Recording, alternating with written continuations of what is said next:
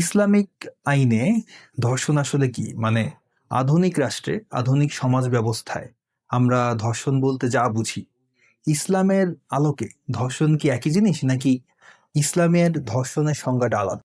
Islamic আইনে ধর্ষণ বলতে কিছু নেই।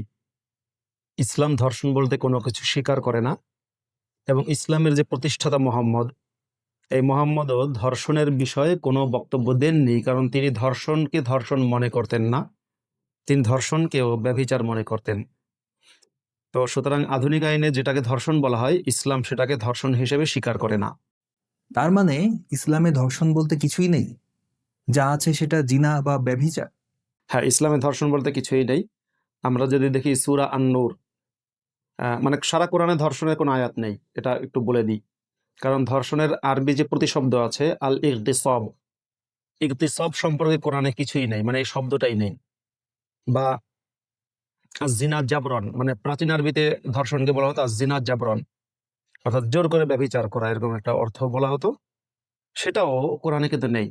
জিনার কথা আছে, জিনা মানে ব্যভিচার, ব্যভিচার, কিন্তু জাবরন এটা কিন্তু বলা নেই। সুতরাং ইসলামে ধর্ষণের কোনো কনসেপ্ট নেই। আমরা সূরা নূর দেখলে সেখানে ব্যভিচারের আয়াত খুঁজে পাই, যেমন সূরা নূর অর্থাৎ কোরআনের 24 নম্বর সূরার 2 নম্বর আয়াত, 2, 3, 4, 5 সেই সমস্ত আয়াতে জিনা ব্যভিচার করা বা জিনা ব্যভিচারের মানে জিনা আরবি শব্দ, মানে ব্যভিচারের শাস্তির কথা বলা আছে।